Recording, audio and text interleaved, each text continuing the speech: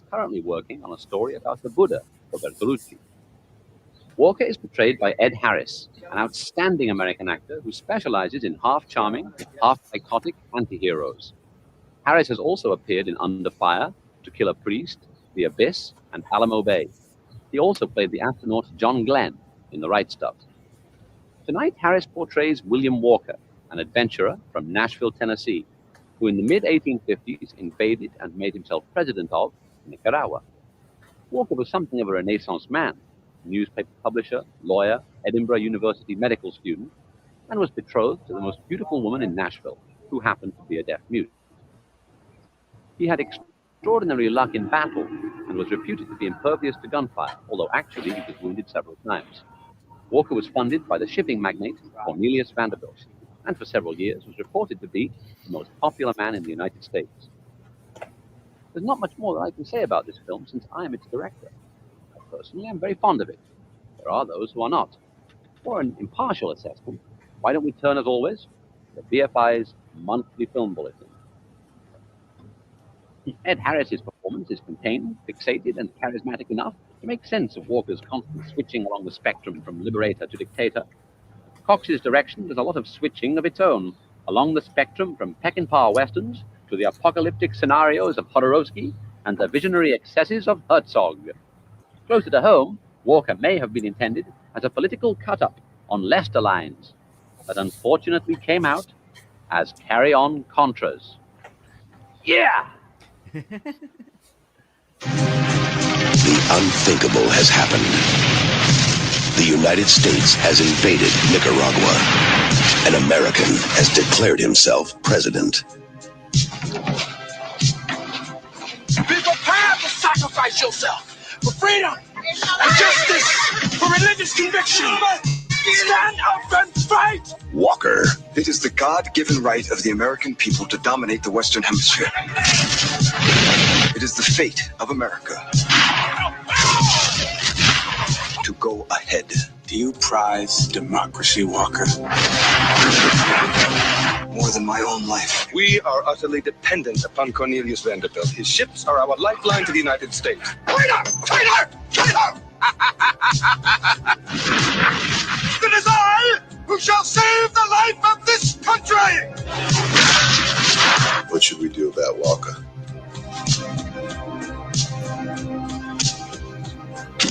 No one will remember Walker. A film by Alex Cox. You all might think that there'll be a day when America will leave Nicaragua alone, but I'm here to tell you that that day will never happen. I swear that we will never abandon the cause of Nicaragua. Ed Harris, Peter Boyle, and Marlee Matlin. Walker.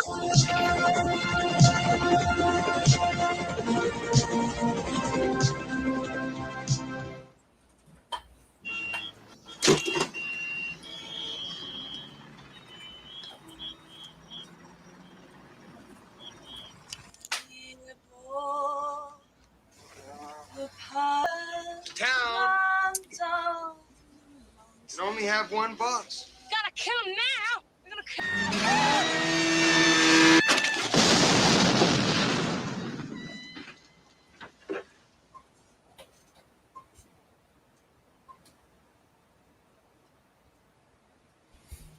Okay, welcome to Movie Night Extravaganza. I'm joined as always by John Ross, host of the John Ross Show. J. Andrew World, who, among other things, works at GTAA and has a show on bad movies from the 80s, bad takes. Kenzo Shibata of Meet the Left and the Kenzo Shibata Show, and of course Varn, the guy behind Varn Blog and Zero Books Wrangler, as I introduce you every time, Doug Lane Wrangler. Yeah, that is sort of my sub job. Yeah. So how's it going? These two movies were even wilder than I remember them being, and I remember them being pretty wild. So you own Walker. You own I own Walker. Yeah. It's actually It's actually one of my favorite movies. I remember, like, I got obsessed with it when it was hard to find before the Criterion re-released it. It's still pretty hard to find. Yeah, it's not on their channel, and it's not on any streaming service. And the only streaming service is apparently one that uses library cards, and multiple people lent me library cards, and every single time it said, "Oh, sorry, we don't recognize that library card number," which I would assume just means that, you know, NBC Universal set that up as a fake streaming service or something to like reject anyone from getting to see Walker. Yeah, I just use a sketchy website, and then I'm gonna buy it though on Criterion because I'm kicking myself for waiting so long to watch both of these films. I think it's definitely worth it. So I'm gonna go ahead and make that purchase. Oh, yeah. Although watching them side by side, I see how 1987 ended Alex Cox's major movie theatrical release career. Yeah. like apparently both these movies lost hella money. I think Straight to Hell, which was supposed to make money to help them, finish up Walker in Nicaragua, actually cost them money. Like most of it, apparently, I think it made like a fourth of its budget. Yeah, and the money that, even if it had made a lot of money, the money that they were trying to make, they were going to funnel to the Sandinistas. Right. Which seems like it would be something that would probably have gotten Alex Cox's career blacklisted either way, because obviously it's happening at the same time that Reagan is funneling a shitload of money to the Contras, and the Senate's kind of voting on these like military appropriations bills in order to, you know, subvert democracy in Nicaragua. So, you know, taking the other side of that is extremely an interesting way to tank your career, to be honest. It's got a very the story's got a very like Heart of Darkness kind of feel to it. Like, yeah, you know, he was like getting deeper and deeper and deeper into this and losing kind of maybe some of his own humanity, and it gets across in the films. Yeah. So this is something that I wanted to play to start this out. This is Alex Cox and I think the other producer that he was working with talking about how they chose Nicaragua as their like passion project. And it's like, I don't know, this is kind of an interesting, I think, model for DSA types to look at, because, you know, he was an election watcher in Nicaragua when they had the Sandinista election. So it starts out there. So I think it's a perfect thing to be playing. You actually have I believe there's a decent story about the moment you decided you had to make this in Nicaragua. You explained before that there was a motivation to pour American dollars into this country at this time. But you met some Nicaraguans at one point while you were down there who convinced you that you had to film in their country. Could you tell that story? Yeah, that's a good reminder, because I had gone down in 1983 as a kind of volunteer election observer, because after the triumph of the Sandinista Revolution in 1979, Nicaragua had the first like free elections that country had ever had, and there were people there from the European Union and people from other countries there as election observers and stuff. And I went down with a friend of mine from the U.S. to just check it out, you know. And so on election day in '83, which is when the Sandinistas were democratically elected, we ended up in a hotel with a couple of guys who were veterans of the war that was already ongoing against the Contras. And these guys, you know, there were two guys who'd been invalided out of the Sandinista army because they were wounded. And so we were having a couple of beers with these guys, and one of them said, well, why don't you come down here and make a movie? And I and my friend, who was a producer, we started to go, oh, well, you know, it's very difficult to make a film, and, you know, it's hard to raise the money. And this guy goes, listen, man, don't give me any of that nonsense. We made a revolution here, and we're really poor. You live in America, the land of money. Go back there, raise some money, come back here, spend it in Nicaragua, make a film, and help us. And so I went, okay. Yeah, so that really, I mean, it feels like it's using the film, like the power of film. I mean, maybe ultimately they failed since it didn't end up making that money, but it seems like it's using the power of film to actually do something transformative.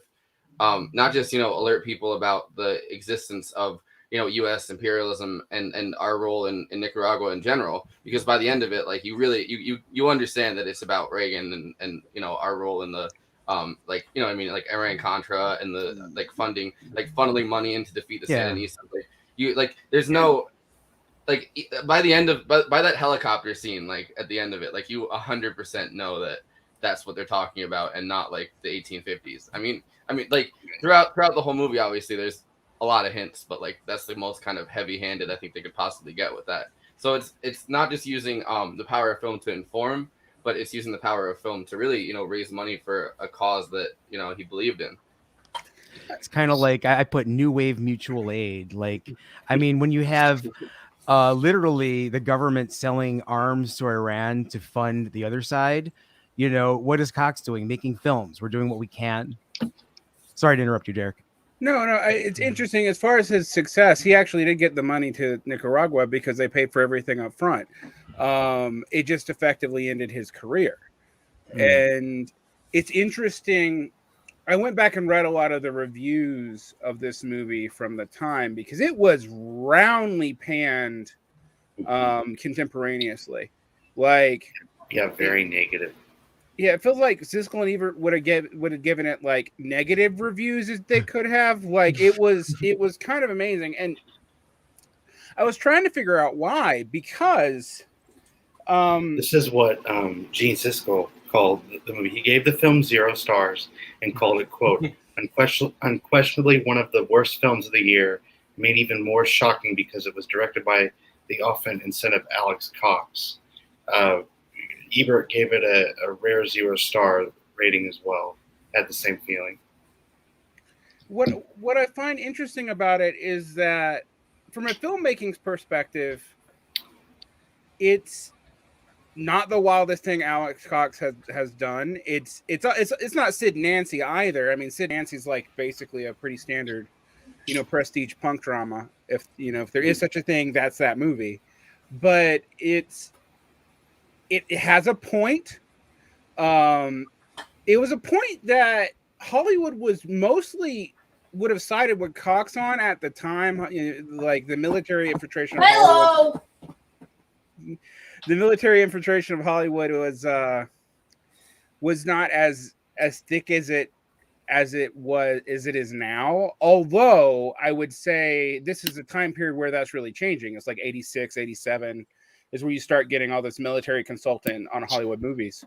Ed Harris gives an enigmatic but pretty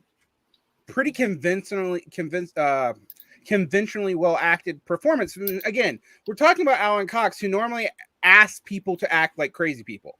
Like he normally wants the most heightened acting out of actors he can possibly get. I mean, you just look at he finds actors that are going to give him that performance, which I mean, Ed Harris is definitely one of them, but like Dennis Hopper was obviously in Straight to Hell, like what I mean? Like he finds people that are going to give him. I mean, Harry Dean Stanton, obviously in Repo Man, like he finds people that are going to give him performances that do make you say, like, okay, what the fuck did I just watch? And a lot of them are musicians too, which kind of like because musicians are certainly they know how to perform at the very least. Whether or not they're good actors, that's a whole other story, depending on who you're talking about. But they're always great on in film and smaller parts because they know how to perform. So he stacked the deck heavy and Straight to Hell with musicians from Elvis Costello to Strummer to Xander Schloss to all the Pogues, all of them.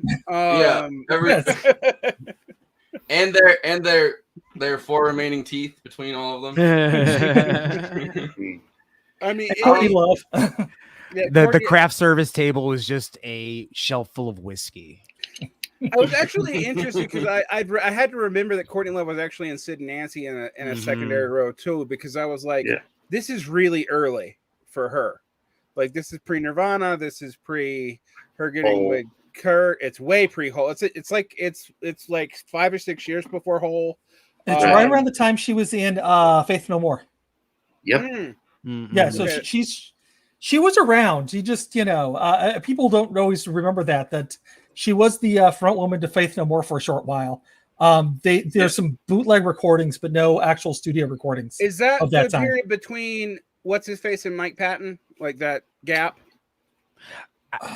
I think she predated Chuck Mosley. I think you're right. But she was in for like just a hot minute, and then Chuck Yeah. Mosley It was kind of like he kind of like was, you know, that was when they were forming like what the band was going to sound like and the look and everything. And she wasn't, you know, as good as she wasn't it. Yeah, they wanted a guy singer, and Mosley was that type. It's hard for me to imagine Faith No More headed by Courtney Love, actually, like particularly given the next 20 years that happen. But it's this isn't Gen Xers getting all weepy about our youth, but well, no, technically I'm millennial, so but that doesn't mean I don't like Courtney Love, because I have a soft spot. American sweetheart, Courtney Love. The thing is, Courtney Love. Yeah, her solo album. Go ahead. No. Well, as I say, her solo album. That's the name of her like one and only solo album that was just so bad, and she spent like months in the Chateau. I believe it was called the Chateau Marmont Marmont in France, and she was just so. The story is she was so coked up. She was on drugs. She was doing like everything, every godforsaken drug known to man, and it just ruined the album, according to Linda Perry, who was the producer. It's interesting to me because she's kind of a much better actor 10 years after Straight to Hell. Yes. Yeah, she was not. She was a terrible actor in Straight to Hell, and she experienced a lot of life in that 10 years that would just kind of weather her, I think. Yeah. Yeah. Well, acting comes from a place of truth, you know, at your core. So, yeah. From what I understand, she is the ultimate rock star female. She's the ultimate behind the music rock star person. Yeah. She was like a trust fund kid, but like people liked her because she was genuinely creative and interesting. Yeah. So like that's why she was able to find herself in all these places and then eventually landing in meeting the people that were whole.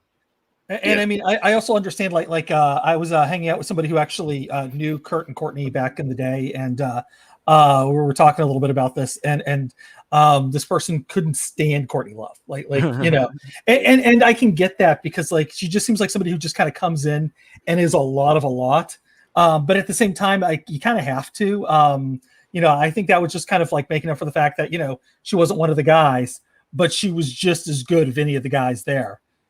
And you know, she gets slagged with like sleeping her way to the top, and it's just like, well, but Hole is good. I mean, like legit, you know, even the first album they did with Kim Gordon as producer. Yeah. Like, you there's a famous Lana Del Rey quote, who's like someone else obviously that gets accused of like sleeping their way to the top all the time, and she was like, well, if someone had like tried and would have given me a record deal for it, like definitely, but you know, never happened. And I don't know. I feel like that's the perfect way to counter, like, you know what I mean? Like counter like one of those accusations, because there's so much talent in the music industry, like especially at this time, you know what I mean? There were so many talented people, like overwhelmingly so, that I feel like the sleeping their way to the top thing is unfair. Yeah, I think she did her own thing. Yeah. But like, just like all the boys in rock and roll, like if she's gonna reach that echelon, she's gonna date Kurt Cobain, Trent Reznor, Billy Corgan, because I mean, who else is she gonna date? Like one of her fanboys? Like, you know, well, she dated Eric. She dated Eric, her guitar player, briefly. Yeah. Before she got with Billy Corgan, and that's a whole other tale there. What's interesting about Coxo is there's kind of a contradiction. I was about to transition us back to that. You know, there's kind of a transition that relates to Courtney Love here, like some Cox. Because in Straight to Hell, way more than in Walker, there is a sense that he's almost proving how cool the people he hangs out with are. I mean, I don't. Like, it's a good movie. I quite enjoy it, and I agree with Andy that getting musicians who know how to ham it up is great. But I was like, who isn't cool, famous of the mid to late 80s in this movie. And I mean, and it's interesting. Xander Berkeley, Yeah, friend of show, good pal. It's interesting because I'm like, on one hand, I find this movie interesting and kind of brave in that, like, it even takes that non-narrativity thing that we have in Repo Man and amps it up. We talk about Straight to Hell here. It does a lot with bits that if you go to that movie expecting a plot, you're going to be mad. If you run with any given bit, you're going to have a lot of fun. But there is a sense where I'm like, this movie it just feels like they got a lot of people drunk and coked up in the middle of the Spanish desert and just recorded how much fun they had, which is great to watch. Actually, I mean, it is objectively amazing to watch, but I have a harder time defending it than I do Walker or Repo Man, because I really don't know that it's saying anything. It's not saying anything. It's literally a movie that's supposed to be funding the Sandinistas. And I mean, the script is written in 6 days. They're hanging out in the desert. Within less than a week, they write the script to this. It's disconnected as fuck. Most of it seems to be improvised. So I don't think that you can really take it. I think the reason that I included these two movies together for this week is that I think you have to watch them both, because I don't necessarily think that it kind of felt like almost like a fully fleshed student film. That, like, you know what I mean? That, like, somebody was trying a bunch of stuff and a lot of it worked. Like, you know what I mean? A lot of it was cool. It seems like, you know, the outfits in them are at least are an inspiration for Pulp Fiction. Like, I was about to say, like, Vincent Vega's suit is in this movie. Like, it is almost verbatim. I was like, whoa. That dude was kind of channeling Samuel L. Jackson too.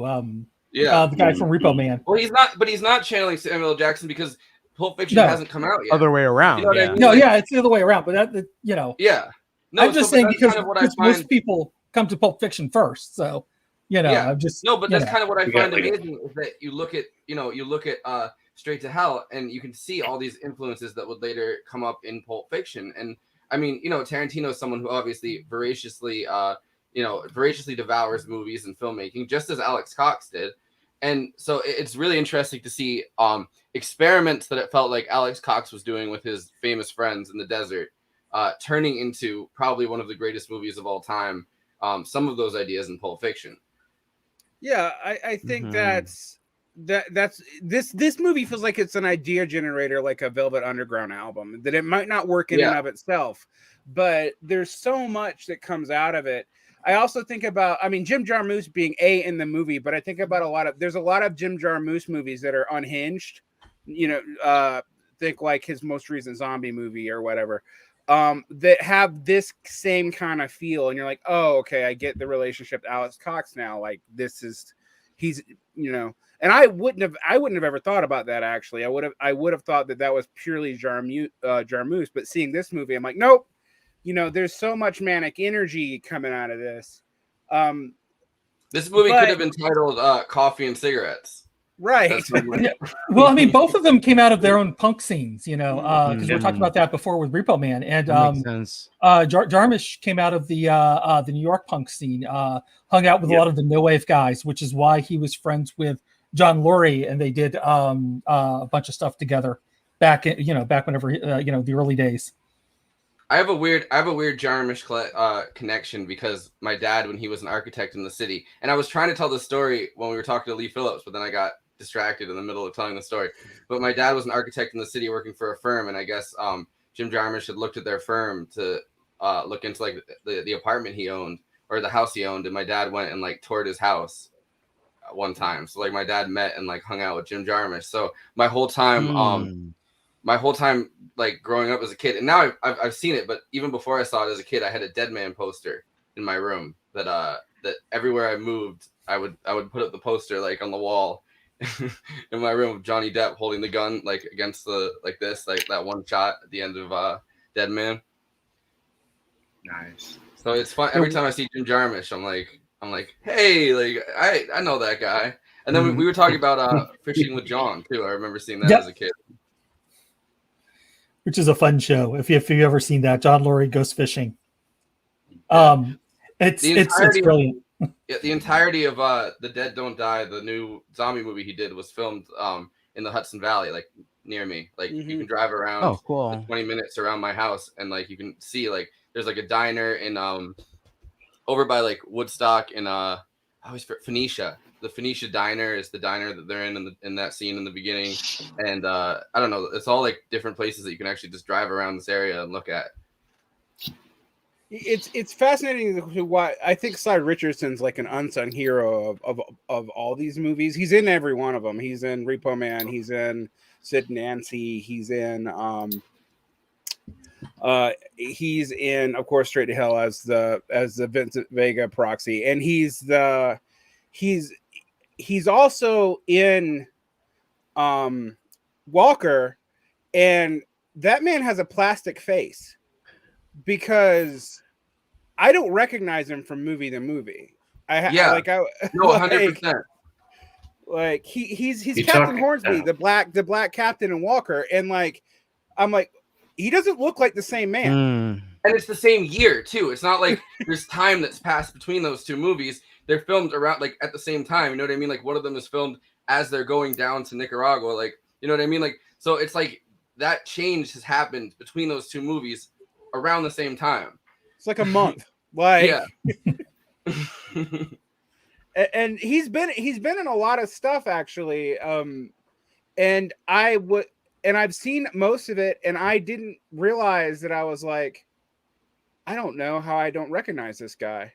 Like, a lot of them are B movies, but like he's even in like the Dukes of Hazzard movie as a bit character. He's in like The Faith of Our Fathers. He's in Larry Crown. Like this guy has an IMDb page that's like a mile long, and he's an amazing character actor. And yet I don't think I've seen people really utilize him the way Cox does. Like,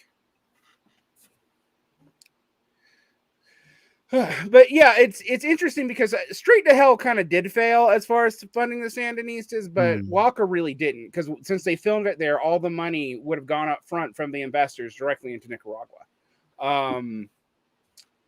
And that's interesting. It's interesting the performance that he gets out of Ed Harris. And it's interesting what they do and don't change historically, because everyone's complaining about how historically inaccurate the movie is. But the only things I could find that were really wrong was that his abolitionist wife was already dead by the time he invaded Mexico. And that it wasn't Cornelius Vanderbilt, but a Morgan who put him up to go into Nicaragua. That Vanderbilt wasn't involved. That's it. That's it. Those are so minor. Like, yeah, no, I feel like any of the Morgans and Cornelius Vanderbilt could just be like swapped out. It doesn't really matter. Yeah. I mean, and Peter Boyle, either way, like he was awesome in this. Like that's a side of him I didn't really see before. It's actually not the way I would have picked, Vanderbilt. I as this kind of gruff guy who farts and whatnot. But yeah, I love his. I can do whatever I want, and just to prove it, he just farts. And I thought I was watching like a Mel Brooks film for a minute during that. Yeah, scene. right. And it's totally different than everything else that follows it, because obviously you're watching something abhorrent and like kind of terrifying, and that moment is just like, all right, I'll roll with it. Like this man is so grotesque and disgusting that he's just willing to like he can fart on command too. Like. It's interesting. Go ahead. No, I was gonna set up just quickly. Yes, good old Ronnie. Yeah, good old war on drugs and lots of hugs, Ronnie Reagan. No, I was just thinking about Harris's portrayal of Walker, though, because Harris was fascinated with Walker because Walker starts out as an abolitionist and somehow is like fronting. Now, this isn't in the movie; it's just something I know. For the Knights of the Golden Circle. So I know how I said that there were all these conservative forces in the South that were anti-imperialist, which was true. There's this weird minority clan offshoot called the Knights of the Golden Circle who wanted to before the Civil War, expand slavery all throughout Latin America by taking over all the former Spanish colonies and then turning them into slave colonies so that the South could dominate U.S. politics by flooding the Congress with new states that were all slave states. And it was an actual conspiracy run by the people called the Knights of the Golden Circle. And Walker gets mixed up with them, even though he was known for until the middle of his invasion of Mexico of being a rabid abolitionist. And so that's why Harris tries to portray him as moral in the beginning, because he was actually, I mean, to be an abolitionist in Tennessee in 1830, 1840 is actually brave. So it's a weird, he's a character that I actually don't think Ed Harris portrays him as strange enough. The more I read about him, it was like, wow, this guy is nuts how his life goes. Yeah. And I mean, and it's also interesting that, the whole, he's the most popular man in America for a short period, part of this, you know what I mean? Because as everything kind of falls apart for the slave states, it starts to be how do we get more slave states? Well, one way to do it is to invade Central America and turn those into slave states. So it's at a very interesting period where I think the forces of imperialism and the forces of Confederacy aren't always interlinked. At sometimes they definitely are, but it's interesting that you could be an imperialist and be anti-slavery, as Walker was throughout most of it, but you can also be an imperialist for the purpose of obtaining more slave states, because obviously the balance is starting to tilt as the Civil War approaches really fast. Mm-hmm. But I wanted to play the the Reagan Sandinista thing, because I think it's really interesting putting this movie into context, because some of Reagan's dialogue in this is a year before they went down and they filmed this, so it's 1986. So some of the dialogue is eerily similar. Of course it is, but the whole we're liberating the country for democracy point is very well illustrated in this. $1 billion in Soviet blockade, the communist government of Nicaragua has launched a campaign to subvert and topple its democratic neighbors. Using Nicaragua as a base, the Soviets and Cubans can become the dominant power in the crucial corridor between North and South America. Established there, they will be in a position to threaten the Panama Canal, interdict our vital Caribbean sea lanes, and ultimately move against Mexico. Should that happen, desperate Latin peoples by the millions would begin fleeing north into the cities of the southern United States, or to wherever some hope of freedom remained. The United States Congress has before it a proposal to help stop this threat. The legislation is an aid package of $100 million for the more than 20,000 freedom fighters struggling to bring democracy to their country and eliminate this communist menace at its source. How can such a small country pose such a great threat? Well, it is not Nicaragua alone that threatens us, but those using Nicaragua as a privileged sanctuary for their struggle against the United States. Their first target is Nicaragua's neighbors. With an army and militia of 120,000 men, backed by more than 3,000 Cuban military advisors, Nicaragua's armed forces are the largest Central America has ever seen. The Nicaraguan military machine is more powerful than all its neighbors combined. This map represents much of the Western Hemisphere. Now, let me show you the countries in Central America where weapons supplied by Nicaraguan communists have been found. Honduras, Costa Rica, El Salvador, Guatemala. Radicals from Panama to the south have been trained in Nicaragua, but the Sandinista revolutionary reach extends well beyond their immediate neighbors. In South America and the Caribbean, the Nicaraguan communists have provided support in the form of military training, safe haven, communications, false documents, safe transit, and sometimes weapons to radicals from the following countries: Colombia, Ecuador, Brazil, Chile, Argentina, Uruguay, and the Dominican Republic. Even that is not all, for there was an old communist slogan that the Sandinistas have made clear they honor. The road to victory goes through Mexico. If maps, statistics, and facts aren't persuasive enough, we have the words of the Sandinistas and Soviets themselves. One of the highest level Sandinista leaders was asked by an American magazine whether their communist revolution will, and I quote, be exported to El Salvador, then Guatemala, then Honduras, and then Mexico. And he responded, that is one historical prophecy of Ronald Reagan that is absolutely true.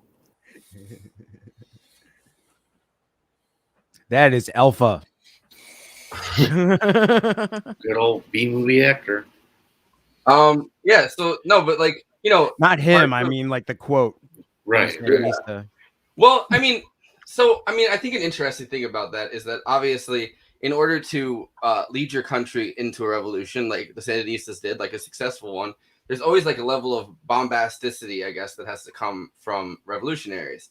So it's like, are you going to take over the world? And obviously, you know, every revolutionary on the cusp of victory is like, we're going to take this across the whole world. The Marxist revolution will be successful. But then you have someone like Reagan, like a vile propagandist who sees that, which is, you know, a statement of bombastic nature that is meant just to, you know, project strength in the face of like U.S. imperialism, like literally putting the boot down on a nascent democratic movement, whether or not it's a Marxist movement. And you know, that statement is taken as like gospel, the same way that you know, he mentions Gaddafi a bunch of times. Gaddafi's entire thing in Libya was, you know, these quotes that were so fucking outrageous that like anybody anywhere else in the world would have been like, I'm not going to take this seriously because you don't have allies in the Middle East to start with. Like, you're not going to overthrow the United States because like you don't even have, like, you can't even overthrow other countries in the Middle East. Like, nobody wants to be your ally. Like, you're just you can't some guy get through Egypt. Yeah. You're like a propaganda. There's like, I don't know. Gaddafi was kind of like watch Adam Curtis's hypernormalization. Like literally, Gaddafi is just like a U.S. state manufactured threat in the sense of, you know, in the Middle East, nobody's taking that seriously. And but like his bombastic quotes, or like, you know, something happens and Gaddafi's like, oh, I did that. And it's like, there's clearly no evidence that Gaddafi has ever been near that place in the first place, or would have the resources to do that. And the U.S. State Department just goes, well, he said it. He said he did that. And it's like every other country is doing investigations that say, like, including like European imperialist powers are doing investigations. They're like, yeah, we can't, there's no way to tie Libya to this. Libya doesn't have the resources to do this. And the Reagan administration trying to create like a threat is like, he said he did it. I mean, it was interesting because in some ways the Sandinistas are a perfect candidate for this. They're for a revolutionary socialist group, their program's actually kind of moderate. And in fact, honestly, later in their regime, they end up having to neoliberalize for a variety of reasons that I don't want to make too many excuses for. As did the rest of the world around them. Right. I mean, there are, but actually, weirdly, the biggest holdouts were like the post-Peronists in Argentina, which means that the holdouts were rightist. But it's one of those things. I tend to talk about people read the Shock Doctrine book by Naomi Klein, which is a book that I loved until I got to the conclusion and got really mad at the book and threw it across the room and kicked it. Because I was like, so you want us to do center left policy, but you mapped how every one of these governments got caught by capital flight and or foreign pressure and had to neoliberalize. And that's what happened to the Sandinistas. And actually, interestingly, when they fell out of power, because, you know, for an evil Marxist Leninist communist dictatorship, they never suppressed elections, not once. They were actually in a weird position where their opposition was split, half of it to the right of them and half of it to the left of them. Like, it was it was, their history is kind of wild. So I mean, Ortega ends up being a major opposition figure. The reason why he's so important for the Reaganites, he was a real Marxist Leninist. Was militarily trained in Cuba. Like they could throw that at them, and that worked in 1985. And it was interesting. I suspect the Soviets would have liked to have a Nicaragua that was probably a little bit more on their side than the Sandinistas actually ended up being, but they were able to throw that out there, but they had no real evidence that they were doing that much. I mean, even in that video, like Reagan really catchy. He goes off, there's weapons everywhere. Then he lists the aid, and he's like, and maybe they gave weapons to one or two radicals. Like even he does it in his own speech. Like he can't, like even when he's lying, he can't make up that much. And this is right after he did effectively. Like we also have to remember, this is right after he effectively got away with Grenada, like which they invaded under similar pretenses, even more laughably. Which by the way is a thing that gets I think mocked pretty wildly in Walker, where they keep saying the city of Granada, which is a city obviously in Nicaragua, is Grenada. So they're like, oh, you mean Grenada? And he's like, no, I mean Granada. That line. I mean, I don't know. I think Walker is an amazing movie for that reason. They were able to fit so much stuff into that. It's an amazing movie because it manages to throw historical shade and contemporary shade at the same time perfectly. Like, I love my favorite line in the entire movie is when like the woman that he's like on and off involved with, that's like, also like the consort, I guess, of the president that he puts into power, when she's like we are both aristocrats, and he goes, I'm a social democrat, and throws her off. Now, did anybody actually have subtitles for half that movie? Because I didn't. The only way I could watch it, there was no subtitles. So I'm just like, I know enough Spanish to know she's saying that the Americans are crazy. That's about it. But I think that's on purpose to throw you off from kind of knowing. Yeah, I didn't know if there were subtitles and just you can turn them on in the Criterion. I mean, I understand Spanish, so I didn't need them, but you can turn them on in the Criterion edition, and get them. It's hilarious what she says over and over and over again. Like, but what I think I found interesting about the movie is Cox actually understood the weird divisions of like race caste in Latin America really well, because she's a peninsularis, which means she's from Spain, which from the racial view in New Spain were racially superior, or racial is maybe not quite the right word, but they were seen as being better people than Criollos, which are whites by the American standard, but they're born in the degenerate new continent. Yeah. And so that it's the second generation of Spanish people born into that. Right. Yeah.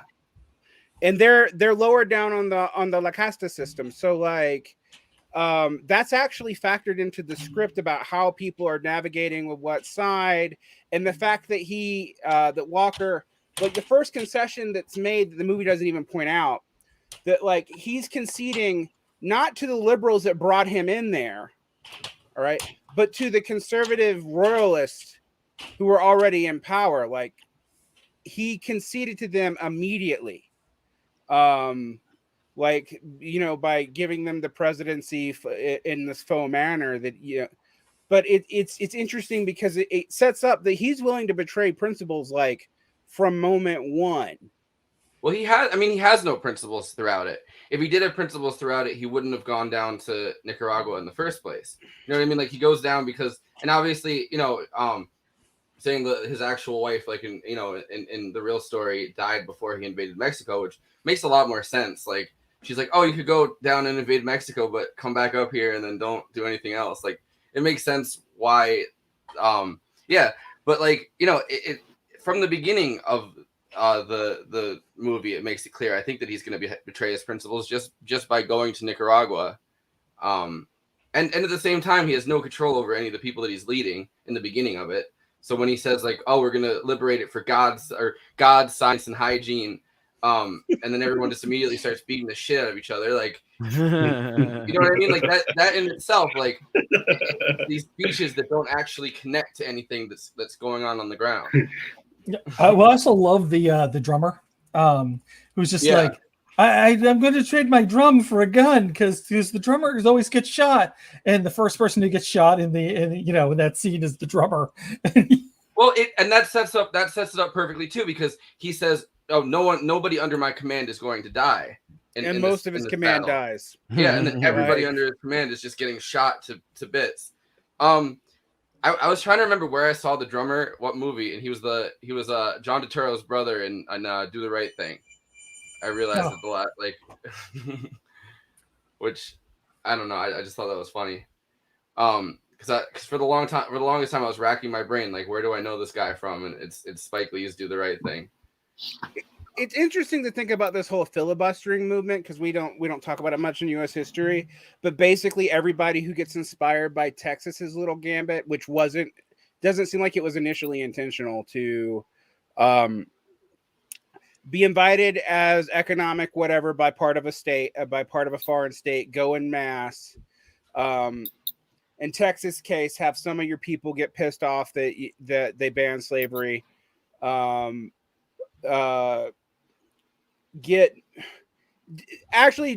get kind of massacred, and then respond and then have the United States swoop in as a pretext to absorb it as a state, which really kind of begins the Mexican-American War. And this is how we get everything from the middle of Utah all the way down to just above the Rio Grande. We bought the rest of it to the Rio Grande a few years later. But we don't teach that other people tried to do that as a strategy. Like when the Republic of Sonora thing was, that was what Polk wanted initially, was to take all the way down, not just Sonora, basically all the way down to just north of Mexico City. And they kept trying to invade Sonora and Zacatecas and those areas up in the north, to try to take them over, to then pull the stunt to force another war so that they would force them into states. Like that was the model, and it was all based off Texas. Like Texas became, and we don't think about that. And I know I wasn't taught that in school, that like there was a bunch of Americans who were trying to like siphon off other parts of South America by doing the Texas gambit. I took Texas history, so they do not teach it like that in Texas. Oh, they don't teach it like that in Texas. Yeah, y'all don't know. Whatever, carpetbaggers. So I remember taking, because it wasn't that many years ago, I remember taking like American history or whatever in college, and I remember being briefly, like, it was briefly mentioned, like, oh, like, one of the strategies used by Southerners that wanted to keep slavery going, especially, where it was to, like, go into parts of South America and try to take it. It wasn't put forward as like a strategy like filibustering, like with a name and like a plan. You know what I mean? Like that was something that happened a lot. But they're definitely. I remember taking hearing about Manifest Destiny and the continuation of it. Down farther than it would have gone, as a way to preserve our institutions, as they say. I was definitely taught that Manifest Destiny was kind of a value neutral thing. Like it was a force of nature, and people believed it at the time, but if they didn't believe it at the time, we wouldn't have McDonald's today. I think that was kind of the package of it, was like these things had to happen and they happened, so be it. Yeah. Well, while that might be a viable excuse for France selling the Louisiana Purchase to the United States, like that was something that was it's not imperial in the exact same way. Although there was a faction of anti-imperialist, anti-federalist who did view Jefferson as a traitor for buying that land. Oh yeah, definitely. Because he had kind of come out against similar expansionist proposals in the past, but then there's always like a deal that's just so good you got to take it. Yeah, I mean Napoleon was apparently selling it for pennies on the like 100-acre or something. It was crazy, but when the rest of the West, no, that was deliberate, and it was way more aggressive. And the other thing that we have to remember after the Monroe Doctrine, I mean, because the Monroe Doctrine sounds good when you're an American, you don't think about it. You're like, oh, we're kicking out these European imperialists, and we are. I mean, and that leads to the War of 1812. We're going to kick out the British, get them out once and for all. We're going to kick out the French. We're going to kick out the Spanish. And then you think about it and go, yeah, but we use it as an excuse almost immediately to really dominate our quote sphere of influence unquote, which is Latin America, particularly Mexico. And the Caribbean, but like we use it to dominate. We'll try to dominate all the way down to Chile. Like hell, we can do that. Who cares? Like that was the general attitude. Yeah, and I think something that Walker does really well, and then we got to say goodbye to Kenzo because he's about to have his he's doing DSA coverage, which doing God's work over there. The tale of too many platforms. So I think that one big thing. I think he scheduled it in a way that purposely knowing that we do these like 2-hour streams. He was like, I'm gonna get out of it in one. I'm gonna set limits this time. But but no. So I think that the movie like Walker portrays it really well in terms of at least at this time.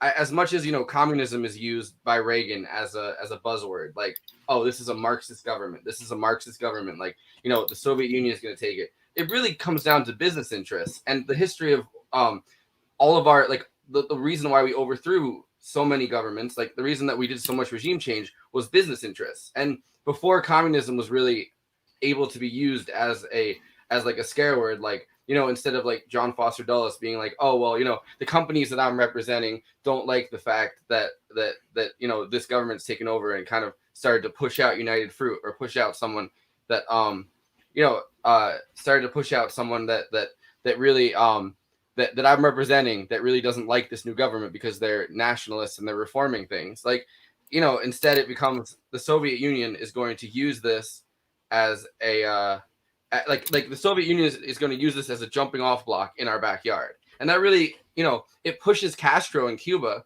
to become probably more radical than he would have been, at least, in terms of his language, because at one point he's just a nationalist that overthrows Batista and then, has to kind of make the,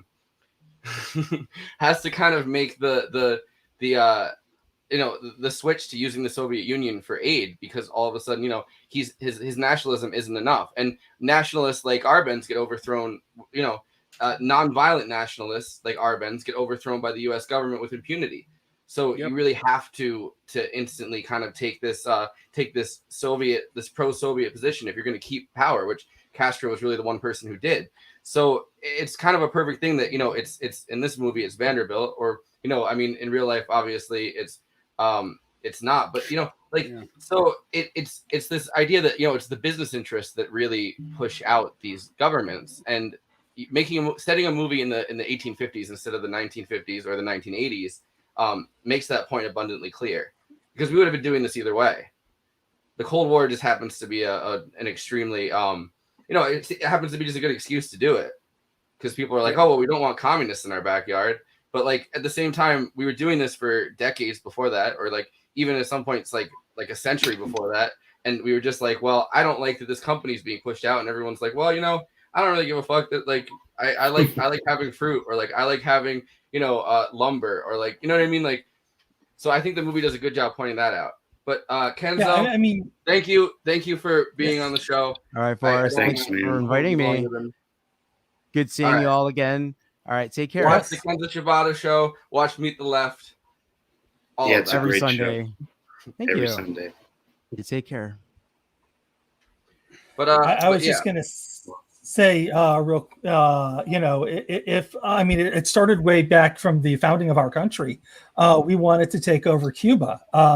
I think it was Jefferson who said that Cuba would be a great state, and this in the after the Spanish American War, we designed both their Cuba and Puerto Rican flags, which is why they look so much like the U.S. flag. Mm-hmm. The Platt Amendment forces them to, like, literally their constitution has to be written by us.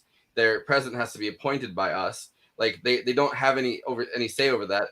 And for a small time before the Platt Amendment can even be accepted by Congress, they're literally just like they're not a puppet state yet. They're just literally a territory.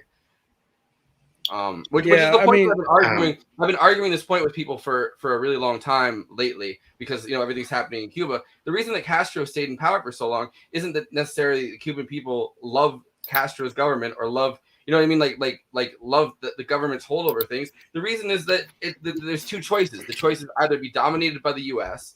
with the State Department constantly trying to literally fucking starve them to death, or be dominated by somebody within their own country, but that is providing for them, like providing a life for them, that has thrown out people that has destroyed the class system in the way that existed, and that it's still their government. It's a Cuban government.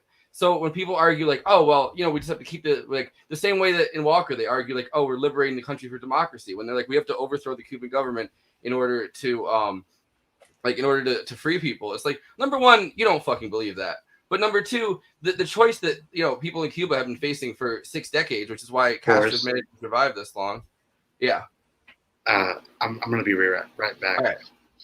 No, so the reason that Cuba's been able to survive this long is that it's their independence, which might not be the independence that they want. It might not be the democratic system that they want, but it still is their independence, or U.S. domination and imperialism. I would even go like a little further. I mean, the thing with the Platt Amendment, like, look at what we've done in Puerto Rico. And when I was in elementary school, I remember this is 1985, 86, 87. We were taught about Puerto Rico, and we were taught that it was a commonwealth, but it chose to be a commonwealth, which is wrong. And that because of the Platt Amendment, there's a referendum every so many years, and that if they ever choose not to be a commonwealth, to go independent or to become a state, we would recognize it. Now, twice in my adult life, that referendum has come up, and Puerto Rico has voted to be a state because since they know they're not going to get independence, being a state would at least give them representation, guarantees support from the federal government in some ways when the currency collapses, the more clear rights to FEMA support and stuff like that. And also kind of end it as a experimental neoliberal state, which is kind of how we've been using Puerto Rico for the past 70 years. Right. Also, probably just stop them getting shelled by fucking U.S. planes, because I visit Vieques every single fucking year, and you can't walk on the fucking parts of the beaches of Vieques because there's unexploded mines that literally are, and the fucking island has radiation on it because of fucking like military experiments. So I was taught this, and in my adult life, they have pocket vetoed 2 referendums where they voted to become a state. According to the Platt Amendment, we're supposed to at least vote to ratify it. They don't even do that. They pocket it so it is not even shown that they're like turning Puerto Rico down. And you've lived through it twice, because in both times there's been Republican Congresses. Yes, we've lived through it. We've lived through it more than twice. We've lived through it every couple years. And the thing is that the last referendum they did was I think 2019. The only 2 options at this point, they dropped the idea that there's an option where they could have been independent. They didn't even have that on the ballot. It was, do you want to remain a territory? Do you want to become a state? All the other ones under the Obama administration ignored, don't get me wrong, but it said independence, statehood, territory. This last one, they completely even dropped they dropped the idea that they would even be independent in any way, shape, or form. They said, oh, well, people don't support independence, which is not true. But the pro-independence people sat out the the vote, because what else could they do? The referendum, or the plebiscite, I guess is the correct term for it. And then they and then they ignore it anyway, which of course they fucking do. Like, it didn't even get brought up in, like, you know what I mean, in the congressional session. But like, it's like these options are getting more and more limited throughout our lifetime. So we've seen both independence or statehood referendums, and we have seen one that's just statehood. Do you want statehood? Literally, the question was, should we be a U.S. state? Yes, no. That was the last one in 2019. Hasn't gotten brought up since. They voted for statehood. Hasn't gotten brought up since. And you notice the Democrats haven't like brought it back up when they, I mean, because in theory, I mean, I know they always have the Senate to blame. They can kayfabe that. In theory, the Democrats would like it because also in theory, it would be one more Democratic state. It wouldn't, but it probably wouldn't actually. But that's what they think. We went out. Ben and I had Nomiki Konst on, and I've been to Puerto Rico at this point. I think 4 times in the last, like, I don't know, like 6 or 7 years. I have like family that stay. Like, I have family members that started a hotel in Vieques, because my great uncle, I guess, was stationed there at the military base, and they ended up becoming like unofficial veterinarians of Vieques. Like, literally like his daughter is still there, and people just drop off whatever animals that they don't want anymore, like on their doorsteps. They have a hotel that's literally like an animal hotel. It's pretty amazing. But so I've been there, and I've seen the signs that are just, you know, you walk on the beaches, and it's like, there's a path here. There's a path here. Don't walk off the path, because there's mines from the military base that might go off if you walk there. Like, don't walk in the woods. And that's a third of the fucking island is a reserve. That the only reason why it's a reserve is because there's unexploded mines on there, and they're afraid that if tourists blow up, they're going to, you know what I mean? Like, they're gonna you know, sue fucking Vieques. So which doesn't have much now to begin with. So yeah. And I mean, the mainland obviously isn't, you know, I mean, hasn't been treated any better, but still. I mean, it's interesting. I mean, to study this stuff, because there are a lot of conventional narratives, and you realize that the conventional narratives you're told, the reason what we're told about the Puerto Rico thing by people in America is like the Republicans just want to allow it because it'll mean a democratic state. And you and I both know that I don't know that Puerto Rico's politics actually map on to U.S. They don't. But I don't think they don't. I don't think that's what it would mean at all, and that's not why they don't do it. I mean, they also don't do it at all the places that, like, I've been to Guam several times because I was out in East Asia, and that's where you have to go. And Guam is like a forgotten U.S. colony. It's like American Samoa. We don't even think about the fact we have it. Like, and yes, those people are technically citizens, but they don't have the same political rights we do in many ways. Yeah, we don't treat them like that because we treat it like a like this economic experiment. Kind of like how I mentioned Puerto Rico was. It's and these different islands are treated differently too, because I can't remember if it's Guam or American Samoa that has the like nearly slave type treatment of the people out there. Yeah, I think that's American Samoa. Guam obviously is a military, like, or it was like a military base. I mean, that's it. Yeah, and so I don't know. I know the most about Puerto Rico because that's somewhere that, you know, I care about because I've been there quite frequently, and I think that it's one of the most fucking beautiful islands that you'll ever. I mean, the mainland especially, but like Vieques too. Like, it's one of the most beautiful set of islands you'll ever go on. And instead of being treated like, you know, like an independent sovereign place, which is what it is. Like, you don't go there and think like, oh, like, you know, this is the same. Like culturally, like, they have their own culture. They have, obviously they don't, like, they've developed their own traditions. Like, it should be a sovereign place, and you obviously should be allowed to go there and, like, you know, I mean, like, there should be trade with Puerto Rico, and they should, you know, I mean, people, like, tourism makes up a huge part of their economy, but like, it shouldn't be just a territory that has no political rights. But when you talk about how it doesn't map out the same way that our divisions between Democrat and Republican do. It doesn't, because the statehood party is really the main one, and that's their main issue is statehood. And a lot of the the representative to Congress right now that Puerto Rico has was the head of Latinos for Trump, which is an interesting fact. But she's the person who was Trump's like Latinos for Trump election coordinator. So Wow. and she's been elected multiple times, and she doesn't have power the same way that anybody else in Congress does, clearly. But like, she still can go to Congress and talk about Puerto Rican issues as if she's like a guest or like sitting on it. You know what I mean?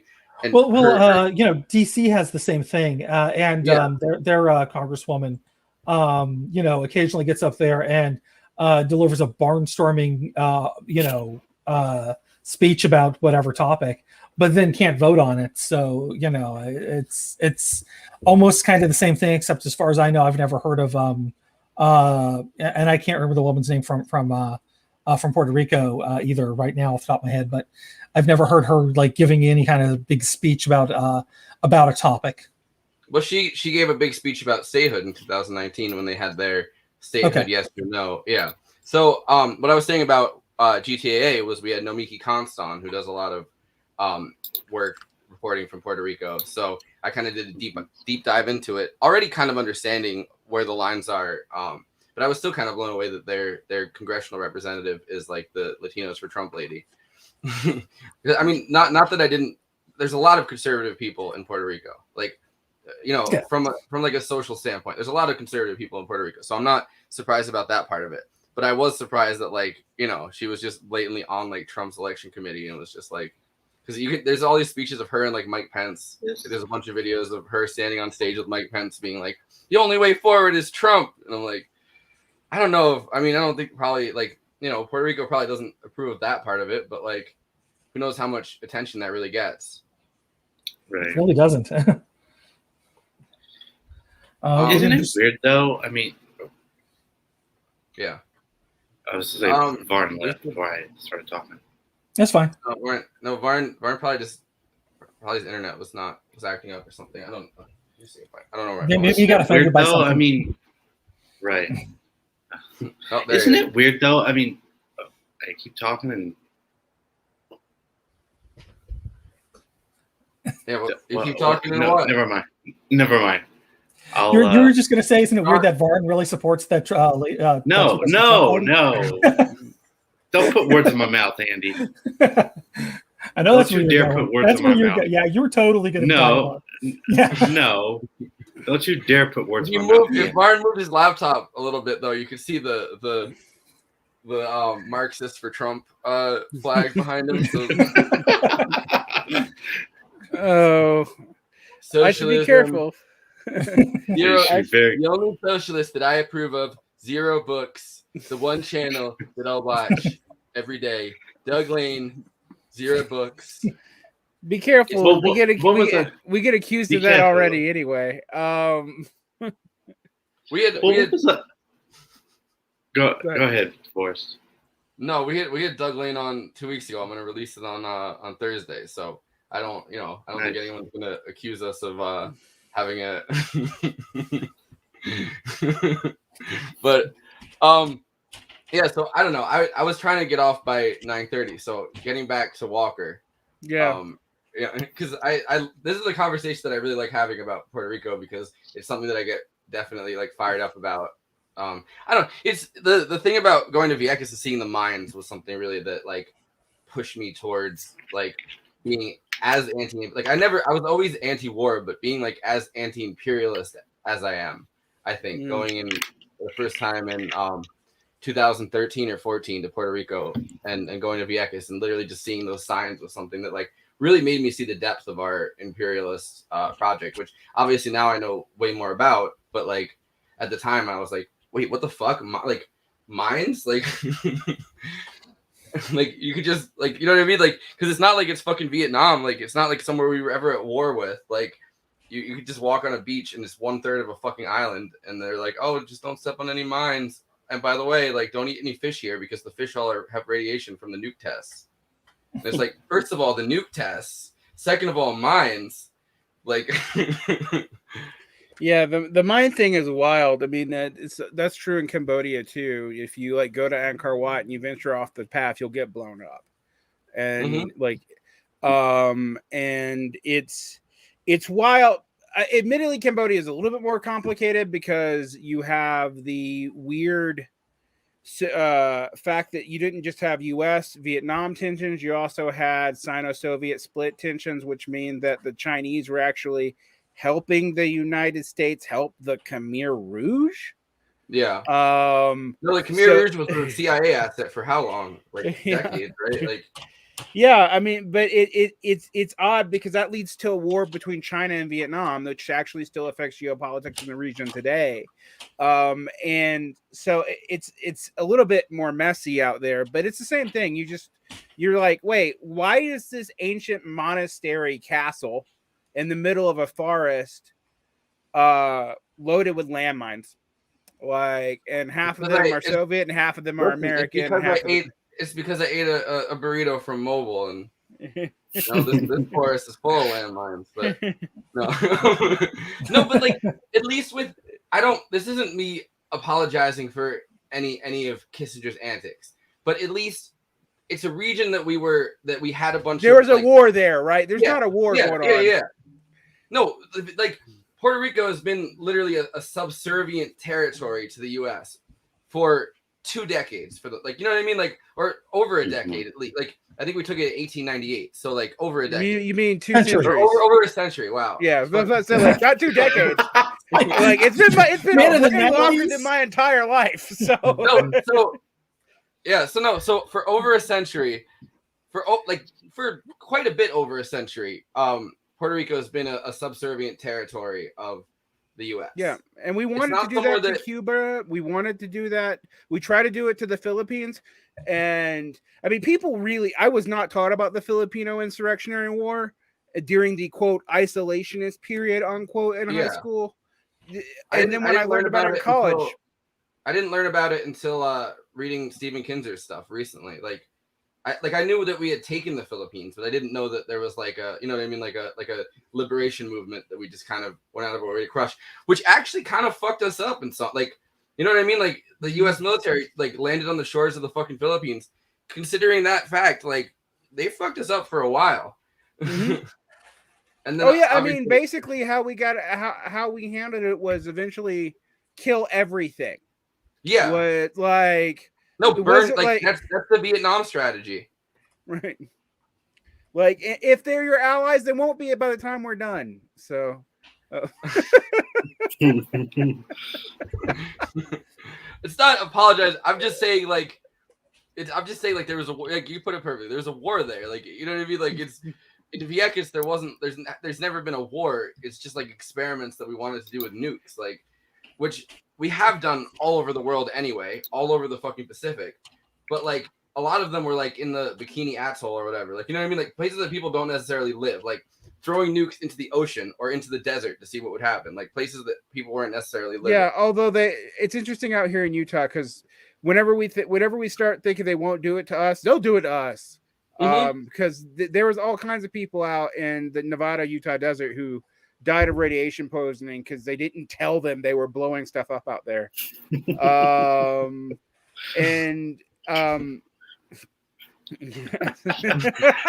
old no. He's definitely going to have some thoughts. Yeah, but since we brought up new friend Noam Chomsky, come on the podcast. We've exchanged emails now. I would never ask Noam Chomsky to be on a film podcast. He's in his 90s. Like I'm not doing that. That's torture. Yeah. You want to watch 4 movies and talk about it on the. Or we could just like dissect manufacturing consent and just be like, that's a perfect work. It doesn't need to be dissected. No, I was thinking about it today. A lot of just like not dissecting it like that, like just like taking it bit by bit, because I have been reading it a lot lately, and there's just a lot of stuff in there I'm trying to understand. Yeah, I mean, I think more than anything, it's kind of a strategy guide. Like it's like talking about how media strategies have been used to obscure the truth. Which I think once you read it in that way, like the examples in it are illustrative. You know what I mean? Like, I did a separate stream, and we're really off topic. I'll try to get back to Cox in a second, but I did a separate stream though about the history of media in this. And the one thing I'll say is we do need someone to write a manufacturing consent for the post social media age, because it works very differently now, and it's a little wilder and harder to control, and that's something that I don't think we actually like. I think that's why like you have liberals who basically now are calling for like open censorship all the time, because they don't have any idea how the hell they even could manufacture consent anymore. So it's funny because like I think every third day I see someone from Vox tweeting about a crisis of legitimacy, and my response to them is like, well, why are you having said crisis of legitimacy?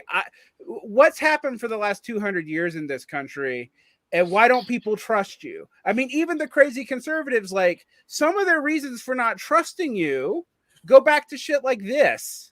Like, I mean, they some of them know this history too. Like, and it is a serious problem for like the liberal consensus in this country. Right. It's all that and more. I mean, Vox essentially is this sort of just clickbaity website as well.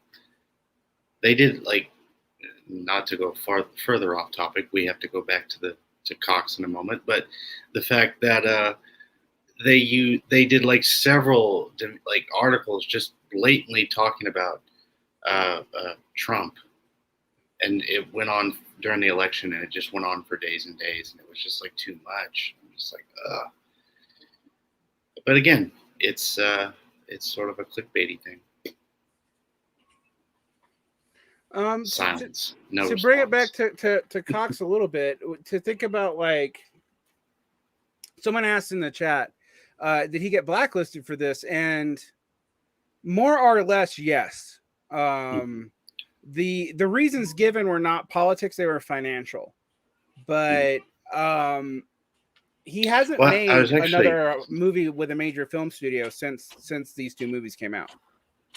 He hasn't made other movies though. Yeah, he has made other movies. Like there's Repo Chick, and which I have not watched. I just know it exists. And there's been a bunch of like, there's been a fair amount of independent films in the last 10, 15 years, but nothing's that's had a major movie house behind it at all.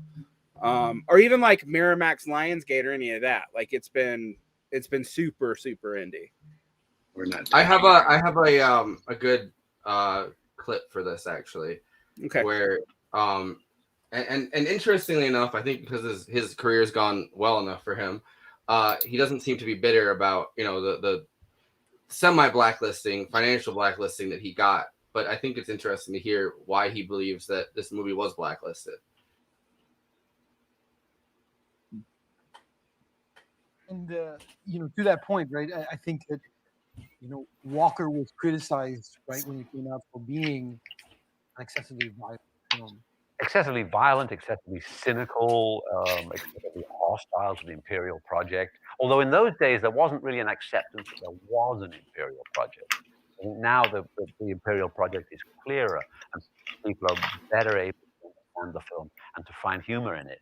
You know, whereas the 80s at that time were this kind of interregnum between the Vietnam War and the war against Serbia, the war against Afghanistan, the war against Iraq, the war against etc. You know, so I think it's easier now for people to understand what the film's about, and perhaps we were a little either behind our time or ahead of our time making the film then. I mean, I think it's an interesting corollary with you know, Verhoeven and both Starship Troopers and RoboCop, which, you know, Starship Troopers obviously came out a lot later than this, but you know, this idea that during the Reagan administration, things about the Reagan administration don't necessarily get understood in that way. We're kind of in this frenzy of like post-Vietnam, like America is back, baby, like, you know what I mean, like this weird imperialist frenzy, to the point where you really can't, I mean, admit that there really was an imperialist policy, and if you did, it was kind of in the New Left sense, where you're like going against each project as it comes. You know what I mean? Like the left has lost that much power where it's like you can't really make it an anti-war stance as much as like an anti-this war stance. Oh, we shouldn't be doing this. We shouldn't be doing that. You know what I mean? Like, which is why it's frustrating to read something like Kinzer's The True Flag, because you realize that, you know, this time decades before that, you know, there really was a legitimate question of should we be an imperialist country? Like, and obviously we had done, you know, by the Monroe Doctrine, numerous, you know, imperialist things, but we weren't necessarily an imperialist project in the sense of, you know, doing all of these other things that we're talking about, like invading Cuba, invading Puerto Rico, invading the Philippines. That hadn't happened yet. So like it was a big debate between McKinley and Roosevelt. I mean, it's funny because we always talk about the progressive era beginning with Teddy Roosevelt, and it kind of does, but it is also the beginning of what is effectively the second and more virulent wave of American imperialism. You know, I mean, the first wave is obviously northern expansion, then western expansion, but then after that, it's, I mean, that's when we buy Alaska, but like that's when we get Hawaii through basically corrupt land deals and shady bullshit. Our first conquest. Right. You know, that's when we take the Philippines. That's when we take Guam. That's what that Spanish-American War. We try to take Cuba, and then like we'll, you know, we get we get Puerto Rico. I think we get American Samoa. I mean, like, and then by the end of World War II, you have hyper steroids imperialism, basically justified off the Cold War, and Reagan's kind of the apotheosis of that. By that point, we are the superpower. Like, you know what I mean? Like pre-World War I, pre-World War II, we're an aspiring imperial country competing with England, competing with France, competing with, you know, all these other countries that have interests. We're effectively replacing them, actually, in the country. I think that's the point of World War II. Like, we've replaced all those other countries. They're now kind of below us, and we're the number one superpower. And which is why we kind of have to invent this this barbarian at the gates enemy in the Soviet Union, because at that point, like, you know, we want the conquest to continue, and there's no one else really to dominate. You know what I mean? Like, my only counter narrative to that is, I think if you study the liberals in the early 20th century, they really were afraid of the USSR because there was a viable workers movement in America before 1930, but actually really before 1921, and you know, you have the Palmer raids and all that, but they were terrified of something like that happening organically in the United States. Yeah. Into the post-war. So by the end of the post-war social contract, that's not really on the table anymore. Part of that, I mean, it's one of the interesting things about American imperialism is it's hard to imagine there being another imperial power like us, because how we kind of stumbled into it, and which is not to say that it wasn't intentional. It was, clearly, but like we kind of we're kind of bad at it. Yeah, we're not. But so is every other country that's ever done it. No, that I will actually say we're uniquely bad at it. Yes. Remember that whenever they divided up China amongst the different imperialist states, and the U.S. couldn't get into that, so we just went to Japan. Right, like close enough to China. When I say we're uniquely bad at it, I mean part of the issue is we want it for until the end of until basically the Bush administration, no one would admit that it was actually a fucking empire. Like, which is what Alex Cox is talking about. Right. Within that clip, I think. I mean, you know, the idea that we were even an imperialist project to begin with. Right. But it actually makes us kind of uniquely bad at being an imperialist project because we can't admit that that's what we're doing. And that also means I take your point on that. Yeah, I mean, like if you look at like the administration of Iraq under the British mandate, versus I have a counterpoint to this. When go ahead. You finish your point. No, just finish your point. But I do have a kind of a counterpoint to this. But what I will say about the 1950s is like how we became the hegemon is a little bit by accident, because against as the transatlantic polity, because we had all the wealth mostly because ours wasn't destroyed, not because we even took it. Yeah, we took it from Latin America, but like we didn't take it from Europe. We just let them destroy their own, and we were the last person standing. And joined it late enough that was the case. Right, like we got one fucking army base bombed, and we're like, we haven't forgotten it in fucking 70 years until, you know what I mean? But no, I guess my counterpoint to that though is that it also makes us a uniquely and I don't necessarily think that this would be the case without the CIA. I don't think this would be the case without our obsession with covert operation. So I'm not going against your point with that, but I think that it also makes us uniquely good at it in some sense, because, or maybe accidentally good at it, because we are able to, like, a lot of other countries do kind of appeal to us in terms of, oh, you used to be a colony. Like the third worldist movement kind of appealed to us for longer than they should have. You know what I mean? Like, because Europe was the countries that were dominating those other countries.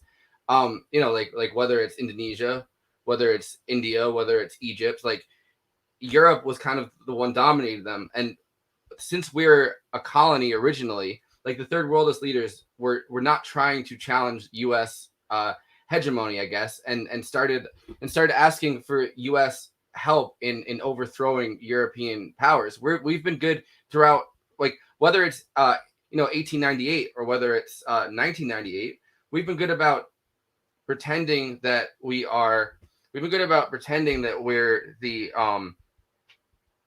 we've been good at pretending that we're the imperialist, that we're going to fight off imperialism and then becoming the imperial power. That's the right. part I mean, yeah, I would agree with that. My only interesting complication that would be what I kind of agree with Danny Besner, that de facto, not de jure, there's been a transatlantic megastate since like the end of the British Empire, definitely since World War One. So like, and by that I mean like NATO kind of runs things in this sphere. And if you're in the imperial core, if you're like European, yes, they're not technically subject to us, but we all know that like they kind of are. Not anymore, not as much anymore, but like until basically Bush and France really being like, okay, that's a little bit too much, and us getting really pissy about it. We all kind of know that the Western powers pretty much are gonna line up the way we want them to. But we're also there to pick up the slack in places like Iran, where the UK loses control, and we're kind of like, oh, we'll help out with your oil interest, right? And we also lower their cost of their own imperial projects because we fund most of it, frankly. Yeah, I mean, there is a real sense that NATO is mostly funded by the U.S. for our own imperial ambitions, but also that Europe benefits by like they can have social democracy and not pay for a military very much, and their social democracy can still be in the imperial circuit without having to invest a lot of military. And that's why they're not paying their fair share. Right. I mean, it's one of these things where like Trump actually said something kind of true. He said it for stupid reasons, but it's not like, again, it's Danny Besner's probably better in this than me, but like every now and then Trump would like stumble in, and I think that's why he pissed so many of the like officialdom off, is because like he would say stuff like, for example, and I know where you know, like Trump is a racialist. There's no doubt about that. But Trump was also like weirdly not big on American exceptionalism, like, which is an interesting thing though. Like one of the most interesting things about that exact point is that if you watch Trump's first like Oprah appearance in like 1989, I think, when he goes on Oprah, he's like, listen, we're getting raped by Japan. Japan is coming in there and they're outselling us with cars, and you know what I mean? Like, so his first policy, his first declaration is that America is losing and we need to take back our supremacy of the rest of the world. Like from the beginning, that's Trump's point. From the beginning, the American carnage, as he called it. Yeah. It's also interesting that was when he was a Democrat. And Yeah. it tells you a whole lot about the Democrats of the But the late message doesn't 1980s. change. The message No, it doesn't hasn't. change. Yeah. I mean, also, but Trump's. I mean, if we have to think back to the 80s and maybe like these are all bad takes movies more than movie extravaganza movies.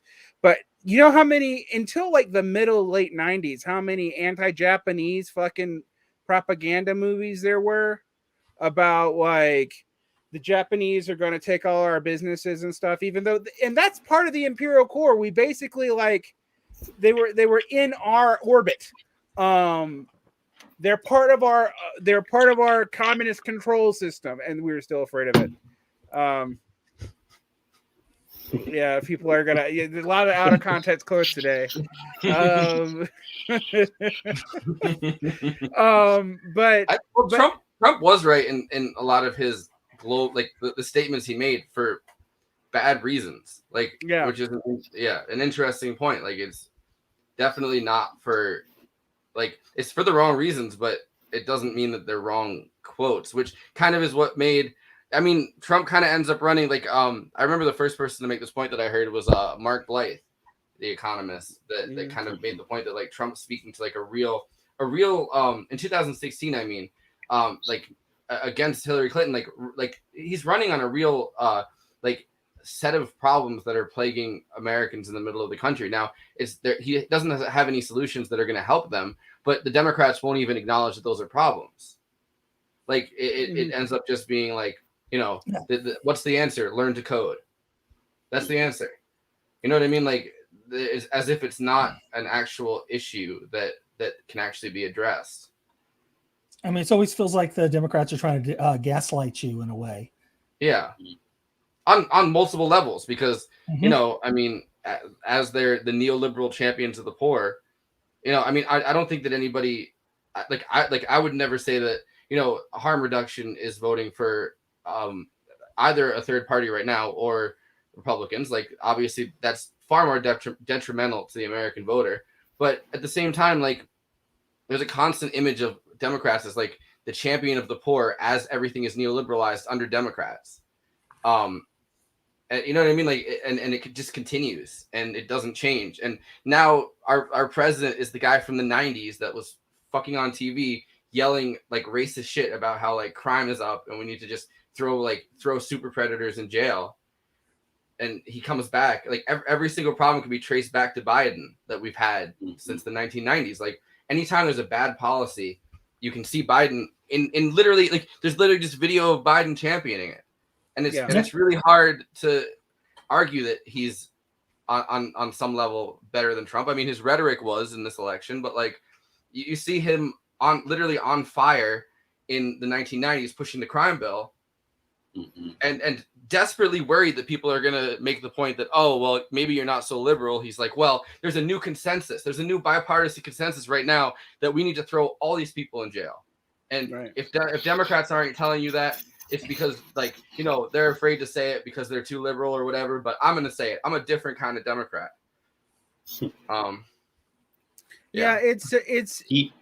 Yeah, the whole honest talk thing is. Ray Hutch, by the way, squashed his beef with us. And then we need to get back to Walker because I think this actually, to tie it into Walker though, you did some stuff on Cox's current politics, where he's like almost too cynical now for American politics, and like he was talking about Trump derangement syndrome and all that, like when they were comparing Trump to Walker, whatever interviewer was talking to him was like, oh, don't you see a direct connection between like Trump's authoritarian dictatorial style of politics, like rhetorical style of politics, and Walker? And he's like, no. I see Biden and Walker kind of, you know, because Biden just like kept walking as everybody else was getting killed around him, and Biden kept walking.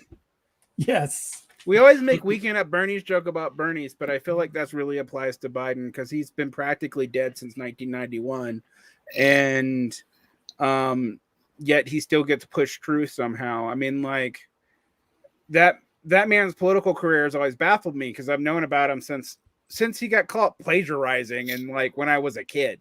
And it's just like he doesn't go away. He's always there. Like he's like a germ that just will never get cured.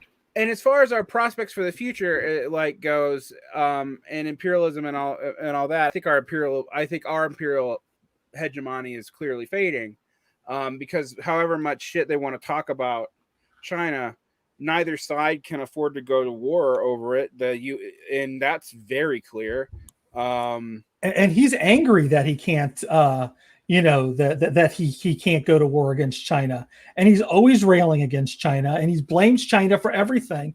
And he I went to the get right of Trump on China when they ran. They were like, he's like, this guy loves China, and Trump's like, well, this guy loves China.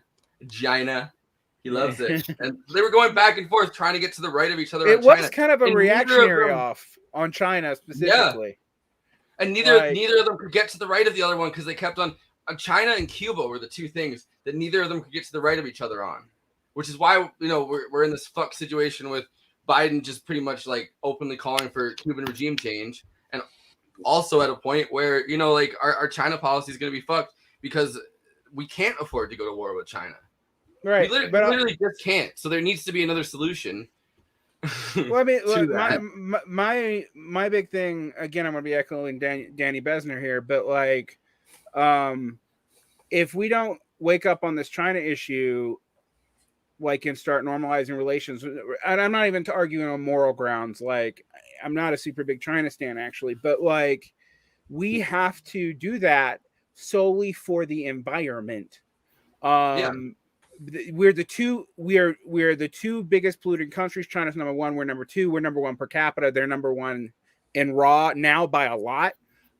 China's doing more to invest in green energy, but we really need to work together and get it and to do this really fast. And we can't. This is all impossible now because of this like Cold War posturing shit. And what's amazing to me is like you would think this Walker movie, and so we can try it back. Would not feel relevant at all right now, right? We are so beyond the Cold War now, and yet somehow we're not. It also proves it was never really about anything. Yeah, no, but during I'd argue that during the Reagan administration we were also beyond the Cold War. Now, not rhetorically, but but we had already effectively. Yeah, we had won that set of conflicts because it's not a war. It's literally just a set of proxy conflicts. So we had won that set of proxy conflicts by that point. Even though we lost them, which is also kind of fascinating.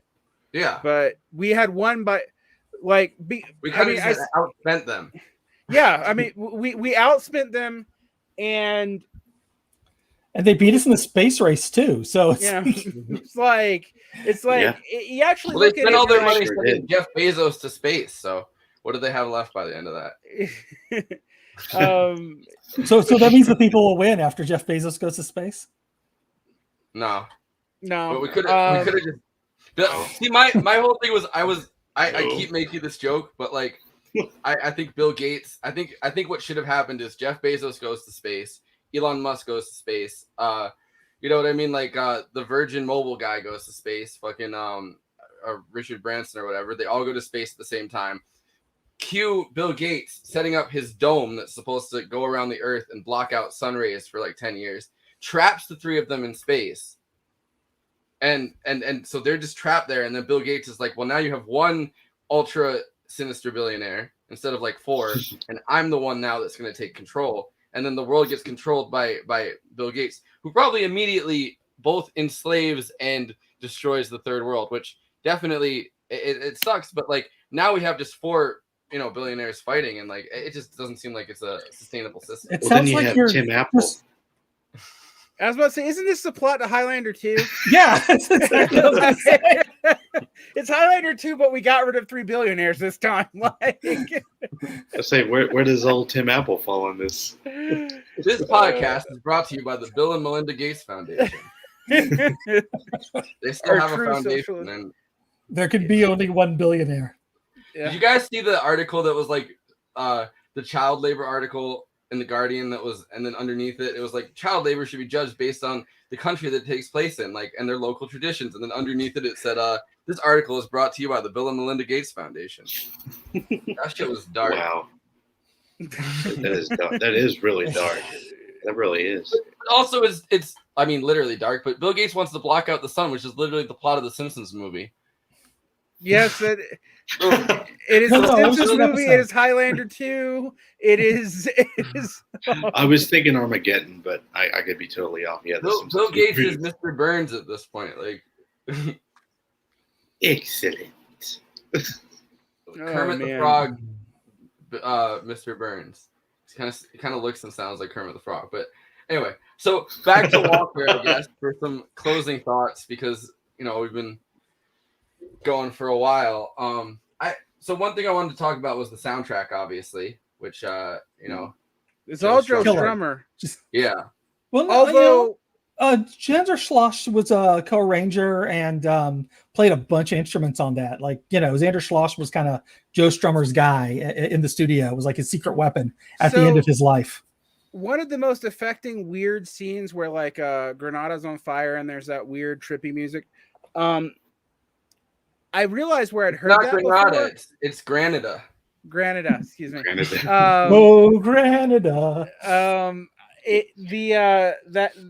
I realized where I'd heard that before. Deaf in June, the Quasi Fash band had sampled it. So just that was weird. Some awkward wet brownness and musical taste, but that both those soundtracks are fucking amazing. Both of them are actually.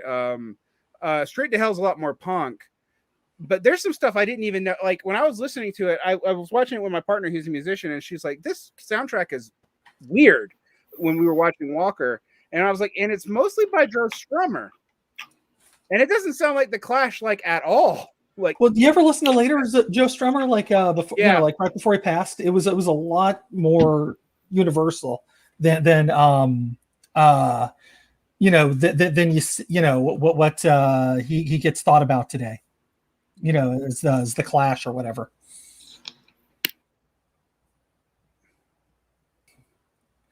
That song is so freaking awesome, and Xander Schloss just slaps right there. There's the two Xanders, Xander Schloss, Xander Berkeley, and now we've seen all 4 of his movies that he was in the 80s.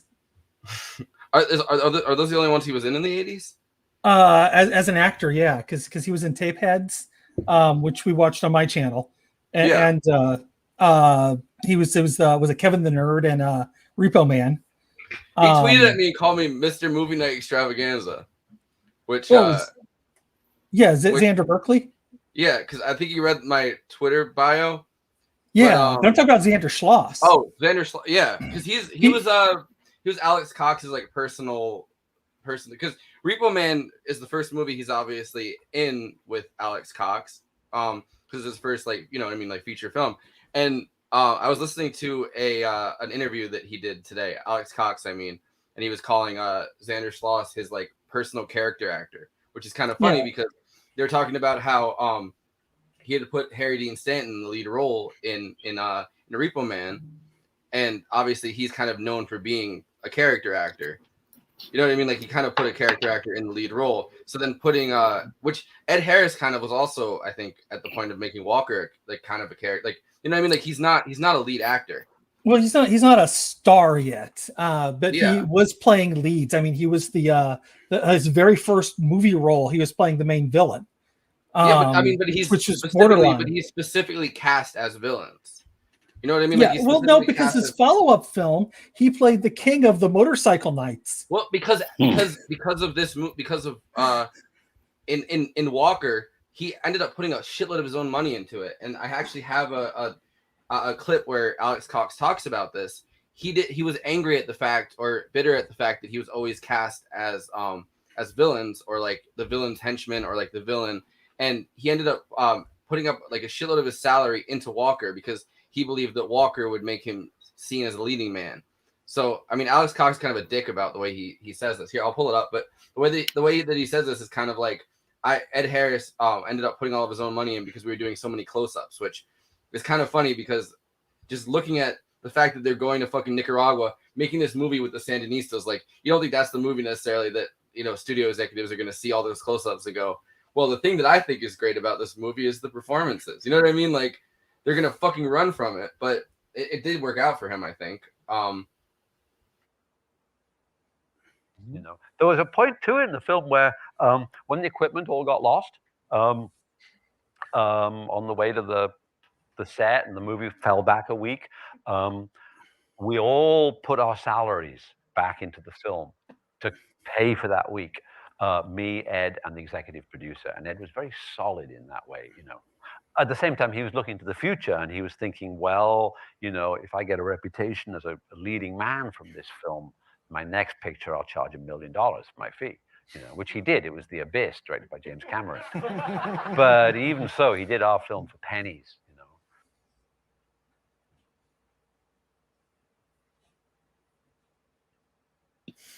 That quote is amazing when you think about the fact that when he says did our film for pennies, he's talking about going down to Nicaragua and making a film literally with the Sandinistas cast as the background actors throughout it.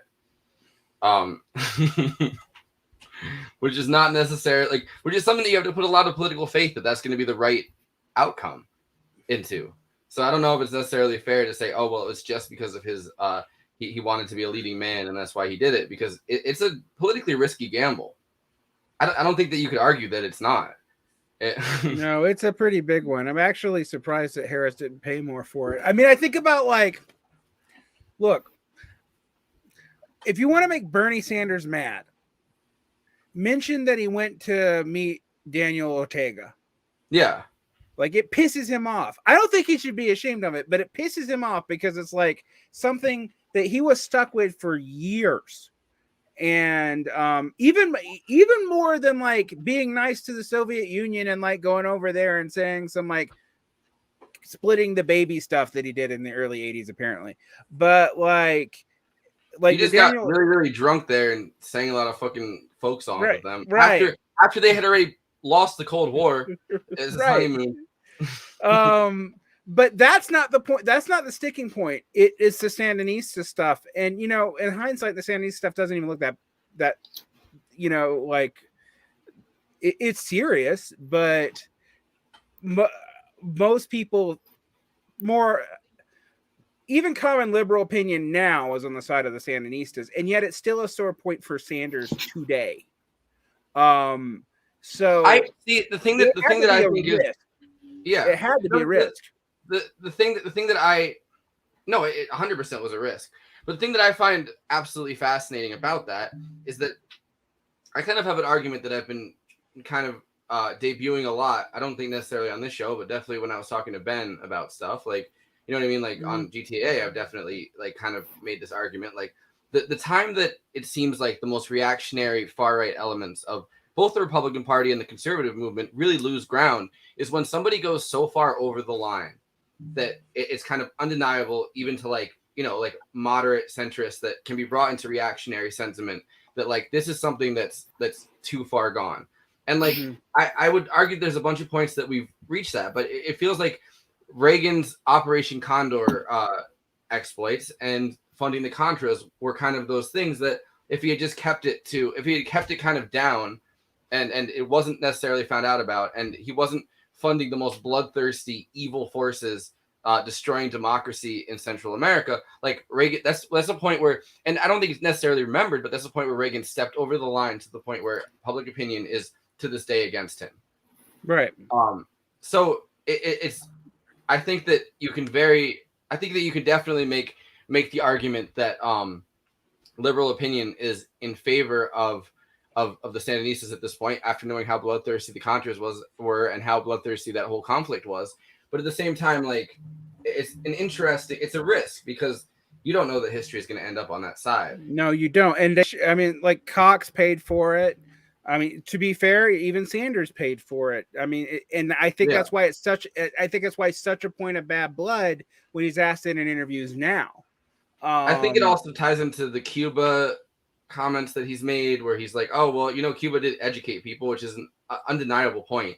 Yeah, but like, and they have a really good health service too for a country with no money. Like which is honestly the most ironic point about us having an embargo is that they've had to create all of their own.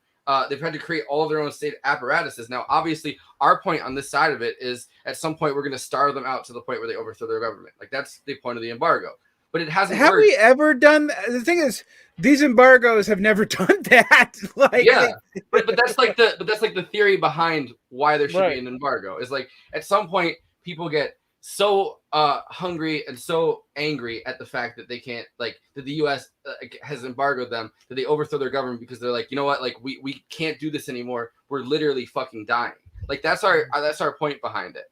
So but it also means that in Cuba's case, which arguably is the most successful government that proclaimed to be communist, whether you I mean, whatever parties you want to argue about it, like proclaim themselves a communist government, like the USSR fell, like most of them have fallen.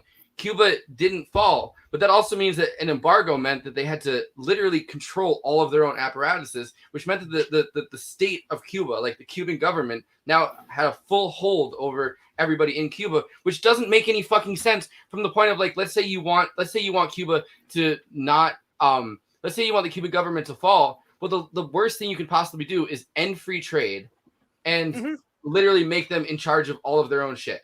And I understand that the point is that everyone's like, oh, well, we didn't assume that would happen. But like people still arguing for an embargo in 2021 that are then like, oh, we should overthrow the Cuban government and there should be an embargo. It's not going to fucking work. It hasn't worked. That's the opposite of the point you should be making. The point you should be making is free trade and neoliberalization, which I don't agree with this obviously either. But like ending the embargo and letting free trade in would loosen the hold that the government has on the island. And then the people of Cuba would obviously make their own choice about who they want in power. But it's this insecurity about capitalism that I think is fucking hilarious. Conservatives are by definition insecure that the thing that they're proclaiming is the only thing that's ever works.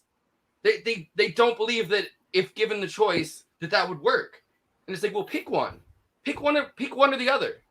You know what I mean? Like either this thing is so amazing that it's the full like human potential has been realized through capitalism. Things can't get better. Okay, so give everybody the choice to do that. Oh no, we're going to embargo Cuba because we want to overthrow their government.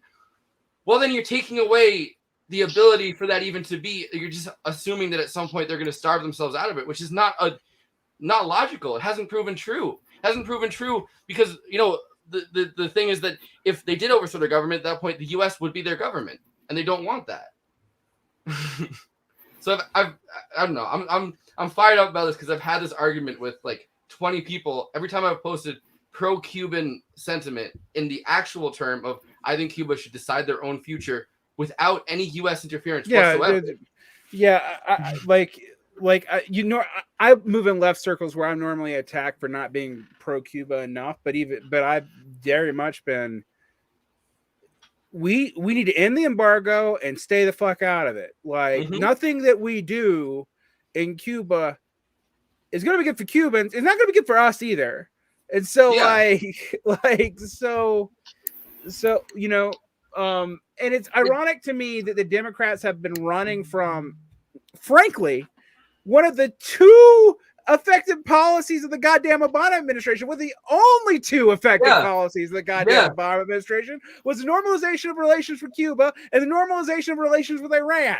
It's like... No, and not only just the Democrats have been running from it, those are things that Biden worked for. Right, I know. Biden was the vice president of an administration that made diplomatic gains in two areas. Afghanistan was a failure. Getting out of Iraq and being in Iraq, both were failures. Libya was a fucking failure. Those are things that the Obama administration got involved with that failed. Two things, by any stretch of the imagination, that were positive were that all of a sudden the Iran's government had less of a hold over them because of the Iran deal. All of a sudden they're like, oh, we're not going to do anything. Like we'll listen to the terms of this deal, which they still were doing in the Trump administration. Like, you know what I mean? Like when it was clear that Trump was going to break that deal. Cuba, the same thing. People were literally going to Cuba for like tourism trips. That's not how you maintain fucking communism in a country. You don't have a bunch of fucking tourists go over there. You know what I mean? Like, so by their own stated aims, those are two things that should have been positive. If you Like don't I said, we government- suck at imperialism. Suck at imperialism. I mean, none of that stuff was positive at all. No, but we don't even neoliberalize countries right. No. With the biggest we're probably one of the biggest neoliberal countries ever. Well, Probably, so not you even want the to whole, no. Let me rephrase that. We're probably like half of neoliberal country. A big portion of us are progressive. We are the neoliberal state. I understand. Yeah. Of course. Neoliberal Yeah, I state. understand. Yeah, I understand. But what I'm saying, what I'm trying to make is, we are half of the neoliberal state, but we can't even, as you say, push neoliberal policies correctly, and not even necessarily push them. We can't properly back up the thing that we claim is our theory of global politics. The Clintonite thing that, if given the chance, countries will democratize, countries will open themselves up to free trade, and countries will neoliberalize. We are not confident enough about that position to back it up. We need to continue meddling in countries. If you took if you took some of the countries that we have the biggest hold on, let that hold go, that theory would have to be put to the test. Because at that point, is Cuba going to be is Cuba going to keep the government they have, or is Cuba going to become like a more neoliberalized state? But we're not confident in the fact that they would, because we continue an embargo on them, which is the opposite. If we're pushing free trade policies, we've eliminated trade. That doesn't make any sense from a point. Well, since we're on a Cuba rant, but yeah, we probably need to wind this down because I have actually work to do tonight. Yeah, I was supposed to hang out with a friend at 9:30, and you're it's in heaven. 10 I want o'clock. to do it. We really do need to wind this down. We should also say it looks like Chantel Brown won in Ohio 11, unfortunately, which is like, which is again, if we allowed, sorry. It's basically the same thing as other, involving ourselves in other elections in other parts of the world, that we just let people from the outside come in and shove their Trump money down. Chantel Brown's. How did she get $2 million? And she had the biggest back in Hillary Clinton. Yeah, no, it's just that was like one of the biggest fucking. Oh. Yeah. So anyway, I'm sorry. We're gonna go out on a low note get here. worked up. We're gonna go out on a low note here. But let's just bring it back to the music. Xander Schloss. Maybe in Chantal Brown on Google News, it's like Chantal Brown wins primary. Hillary endorsed candidate Chantal Brown faces potential ethics probe is the second article that comes up, which makes it more fucked up. But no, so the music I really, it's one of the few soundtracks that I've listened to, I think, that I've really just vibed with. Like, I was biking. I apologize, by the way, for my to the Walker. No, that's fine. Yeah, but the music go is ahead. Really absolutely something you can vibe with. I think that's something we all need tonight. Just go on Spotify, crank up some Walker, and just pull out invade a some country. Johnny Walker. It doesn't matter. Yeah. It doesn't matter. Invade your neighbor's house. It doesn't matter. Especially if they're Nicaraguan. Yeah. Oh, by the way, I wanted to bring up one thing that I wanted to bring up in this, and then I'll throw to you guys for final thoughts on this. But the one scene that I wanted to bring up that was obviously heart-wrenching is when fucking crazy eyes on the side of his head like a Simpsons character, Ed Harris, by the end of it, because obviously his face gets more and more crazy, which the job he did acting in this movie was fucking amazing.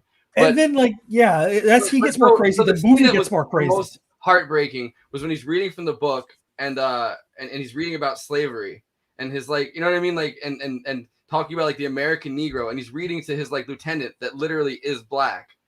And, you know what I mean? And the entire movie, obviously, it's oh, well, he's been an anti-slavery figure, which in real life, you know what I mean? At first he was, and then obviously he's doing it for economic reasons, and obviously because he's a fucking dictator at that point and trying to continue his control over a country with no organic way of doing it. So slavery is his idea, which already is the most unhinged scene, I think. But most unhinged scene is when he's reading from the book about how the American Negro and the indigenous Nicaraguan are the most possible, are the most likely candidate. Yeah.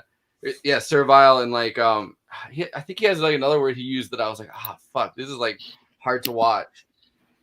Like, but that scene was heartbreaking. But Andy, final thoughts. I had a blast watching them. I can't believe I missed these two movies before now. And it was absolutely terrific to kind of catch up and kind of see where like other films kind of popped up out of, because Straight to Hell totally inspired most of the Tarantino 90s move of cinema. So that's an absolute masterpiece. And Walker really does kind of fill in some holes of mine, because Nicaragua is certainly a country I have not spent enough time studying, as compared to say like Honduras or a lot of other countries in the South and Central America. An interesting point on that, by the way, the connection between Nicaragua and Honduras is that the president of Nicaragua, who was like their like most liberal reformist president that we kind of overthrew, was Zelaya, and then the president of Honduras, the Obama administration overthrew, was Manuel Zelaya. So it's an interesting, they had the same two regime change, like over a century apart, two regime change operations that overthrew presidents of these two countries with the same last name. Which Manuel Zelaya was an interesting character, but yeah. Yes. That's a whole other can of worms. We don't want to get it. Big can of worms. Yeah. Varn? Unfortunately, anything we touch on geopolitics means we're going to go off on geopolitics. We apologize for that. Alex, I think Walker is a criminally underrated movie. You should definitely watch it. I think Straight to Hell is fun. And if you're someone that like is a film student like I was, that like wants to see an incredible experiment in filmmaking, I think Straight to Hell is something that you have to watch. It's got this great manic energy. From all the coffee. Yeah, from all the coffee. And it's actually, there's just so many scenes from it are obviously influential in so many other movies. Walker, interestingly, is not that influential in other movies. I don't know that there are many other films like it, actually. Even with the anachronisms coming in directly towards the end, as we reach the fever pitch of the movie, there's the anachronisms start compounding to like make the point, drive the point home, and yet it's not annoying. It's amazing. Yeah, its tone is all over the place, admittedly, but that's true for every Alex Cox movie. But that it's this time, that it's telling you something, and actually, even more than like Repo Man, what it's telling you. It's not just like it's telling us something. I kind of have an idea. It has a clear message, and I think it's really self-aware. I think the last thing I'd say about Cox as a director, and which if you guys come back to him, I'd definitely be interested. But we're definitely gonna do Sid and Nancy as a stream soon within the next month. Cox understands. Cox is like Verhoeven. This is in another way that he sees things about American culture that I don't even think he totally understands what he sees, but he portrays it accurately. I'd argue that Cox is more aware of the things that he sees in American culture than Verhoeven was. I don't necessarily think that's true for Verhoeven's screenwriters. You know what I mean? Because like RoboCop isn't obviously written by Verhoeven. Starship Troopers is. And by that point, he'd been in the U.S. for a long enough time that is a point that he was driving home with Starship Troopers. RoboCop, I think, at least in Verhoeven's own words, he was a little bit more in his own words, he was a little bit more hands off for that because it's his first American movie. Movie. I watched The Room again last night. I'll defend Showgirls too is actually a good satire on American life where Verhoeven's actually onto something. So I think RoboCop is immensely onto something, which is funny that Alex Cox was originally considered to direct RoboCop at one point. I just think maybe from Verhoeven's own words, maybe RoboCop was a little bit more hands off in him understanding the political points he was making than anything that Alex Cox has done, because Alex Cox had been I was listening to an interview he did today where he was talking about like the decade before he made Repo Man. He'd been in the United States. He was he was going to UCLA, like so he was kind of at a point where he understood American culture enough to make these points. I don't think Verhoeven really was. John? Go ahead. Yeah. First off, I just want to apologize once again for my little outburst during the Needy Turner talk. You're gonna have to probably edit that out later, of course. This is live, baby. Yeah. Sorry, my emotions got the better of me. I yelled about Cuba for 10 minutes, so I don't even think you're the worst. You're the worst offender in that category. All right. I actually was looking at the cast of this movie, and I was impressed that Richard Mazer plays Ephraim, and he's a really good character actor. He actually played. I'm going to go on Stephen King here because he played the adult Stan Uris in the 1990 version of It. That really kind of caught my eye. I was like, yeah, I know this guy. Yeah. All right, that's one we haven't brought up. Yeah. I think that Alex Cox has a even more than someone like Kubrick has an understanding, or even like Scorsese has an understanding of filmmaking history, like to the point where his job after he got blacklisted was to be an intro to film professor. Like, you know what I mean? Like, which is something that he still does, and apparently now has a podcast. And wouldn't want to come on our podcast because he has his own podcast that does the exact same fucking thing. But well, he also acts now too. Yeah, he's got a new movie where he's it's directed by the special effects guy from RoboCop. Nice. So there we go. If we do RoboCop, I think Alex Cox is an amazing director coming through at a moment where, I mean, obviously there's this tangible like meeting place between the punk rock cultures of the UK and the US. So it's kind of beautiful to see that kind of coming to fruition in a way that I don't think that we've really had that many other countries that have had similar pop culture movements to us that have come together in a way that has, I mean, maybe French New Wave and stuff, but like, you know, or like in like French cinema, like maybe that would be something that you could argue that point with. But I think with Alex Cox, he's really coming at a music moment, like, and he's not a musician, which makes it kind of really cool that that's his milieu.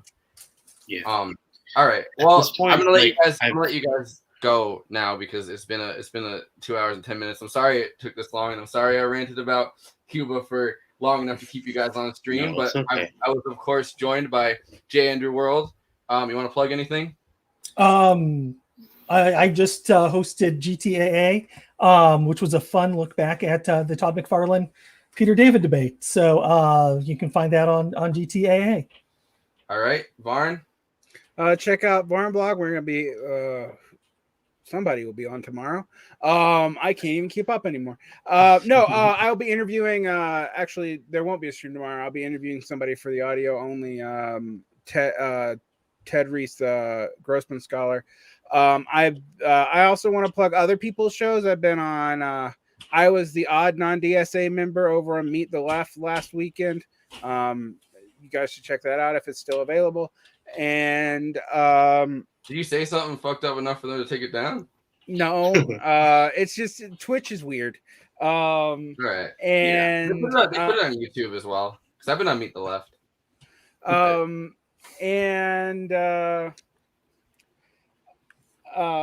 what else? Oh, and go check out Andy's Bad Takes because I was on it last week. And we talked about another movie set in actually generic non-Latin America with nothing important to say, but a kind of guilty conscience about it. And you guys should check that out. I am also on Zero Books, Mortal Science. I'm way too much left media. I should probably stop. Yeah, I'm really surprised that every single time I've asked you to be on this, you're like, yeah. I like talking about movies. I think we're gonna have the Superstructure Pod crew on the 17th. So in 2 nice. weeks. So after that nice little Twitter spat, which is my fault because I said I worded my tweet in a dumb way, but they were nice enough to agree to come on soon. John? Cool. Yeah, so you can find me on the John Ross Show. That's TGRS, Monday through Friday, 9 to 5. That's 9 a.m. to 5 p.m. on Twitch.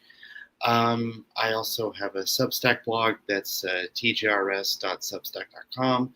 I am kind of it's kind of dormant at the moment. I'm trying to blog weekly. So and I'm also there's a Patreon that I just started for the show. So please, if you can, if anyone can, give what you can.